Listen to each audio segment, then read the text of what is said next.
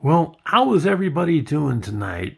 For me up here in the Sierra Nevadas, it's a nice Sunday evening, uh, raining, and it's just beautiful out. You can smell the oak trees and the pines and my cedar tree in the front yard. Very relaxing day. Have a cup of coffee and sitting here. Thought I would show some ephemera I got. There'll be less talking and more showing.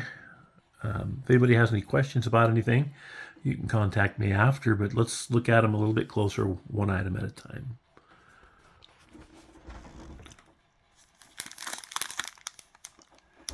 Empire Almanac, 1847. I would say for the age, this has turned out to be a very good item. It's in relatively good shape. Little ragged edges, little nip in the paper down there. But for its age, you got to expect something. There's some foxing and staining. But the Farmer's Almanac, someone read this and went over it and planned their harvest and planting over that. Really nice.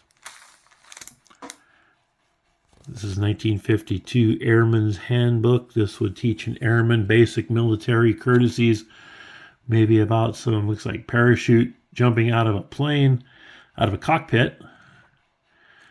This is 1951, so it would have been a transition from the Air Corps, the Army Air Corps, to just the Air Corps, as far as being its own entity rather than attached to the Army. We still had some, in the 70s and 80s, were air transport for military, but show some awards, some wings that people might have, and these were the newer combat aviation wings and all of these. So it's a good reference book, resources, shows some medals and meritorious service and some combat banners and major awards. But you see back there on that other page, it showed some of the newer, yeah, see, there we go. These are really nice because I like the transition period. This is from the Korean War period, 1951. So I like that. That'll stay in my collection. Excuse me. W2 form. Looks like Miss Cora here made $665.82. Boy, wasn't the cost of living much better back then. From 1953, they took $10 out. I don't know if she was exempt from federal income tax because they took none out. But only $10 tax on that. Now today we wouldn't see that. We'd see like $5.82, or better yet, we would owe them $665 after taxes. I usually don't deal in this, but it came with a lot. Ken Griffy Jr. I'm going to be selling that. I don't know how much I'll get out of it. It's not graded, and it's got some, condition issues. I know people that collect those want it pristine, which I don't blame them, because I would enjoy that also. But we'll see. We'll see how that turns out. New England Insurance Company. These are some car insurance policies. That's from 1954. That's from the lady who made $665 per year. I don't know if these are from her or not. I haven't opened them up that much. Farm Bureau, Mutual Automobile Insurance Company. That's from 1931. This is as far as I'm going to open it right now. Harrisburg, Pennsylvania, February 26, 1931. My house was 10 years old then. Got a nice little postcard from somewhere in Pennsylvania also. So I like the stuff from other states. I mainly collect California cards. Not as much as I collect the military, but cards I run across and happen to get. It's a bonus there from California, but Pennsylvania, I have no idea where these places are, but they sure look nice. That's got to be from 50s, 60s, probably 60s from the cars, maybe even 70s. But Pier 7 Fish and Chips. I don't know if anybody knows where that is. Let me know in the comments if you know where that is, or was at one time. Unused, so they usually have a date on them, but I don't see any. But I go by the postmarks usually, but there's no postmark either. Got another postcard. Whoa, sorry. Camera's not lining up tonight, but here we go. Burrow with wood. Leave it there, you can read that.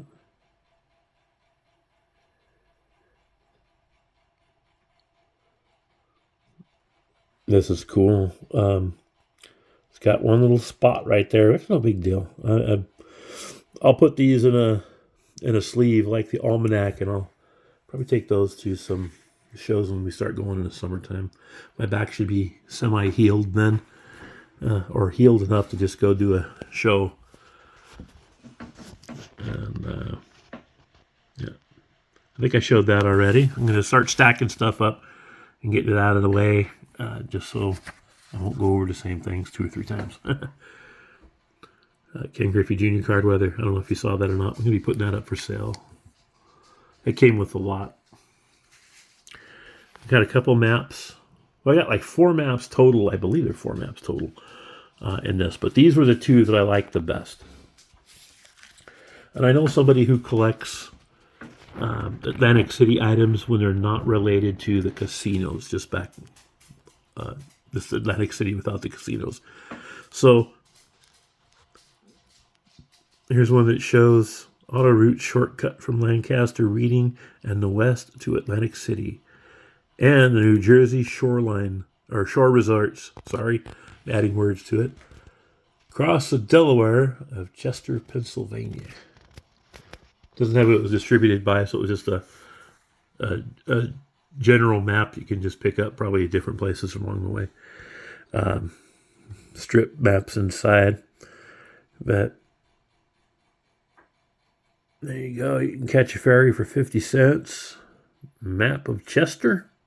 I always wanted to go see the Delaware River and just visit Pennsylvania, Ohio, and some areas around there where my family came from a long time ago. Virginia and all that. Since my son lives in Canada now, it'd make it easier to plan a vacation where I can go and see some of the areas there, maybe attend some auctions and shows there on my way to see my son and my daughter-in-law and my grandbabies. But I think they would take up all my time. I'd rather see them than go buy antiques any day. But I don't know if I could open it. I really don't want to. Can I leave a teaser? If anybody's interested in seeing the inside, I'll look at it. This is a nice one. I like this one. New York to Florida upside down map with suggestions on what to see along the way. It's an ESO map. And of course, it is happy motoring, but it is issued by, was it Dolphin? Is that how you pronounce that? Oil Company, Inc. Carlisle, Pennsylvania. So that just sounds like a cool place. Carlisle, Pennsylvania. That's just being from California and not really being there ever before. Flying over, but never driving or on the ground. That's really nice. Oh, let me show you the back of that one. It's got... Wait, it's upside down. Just kidding. And it shows you all that good stuff. Really nice. I like old maps. Just for the artwork on the front, even something like that is really, really neat. And that's why I start looking at Ephemera, is the artwork on it and just the time that they spent to really produce these things look nice a long time ago. Now it's just online and much more convenient. I like the GPS on my phone. But sometimes I do miss those old Thomas Guide maps and getting maps like that from gas stations, This is pretty cool. Let's open it up. Dwight D. Eisenhower. And and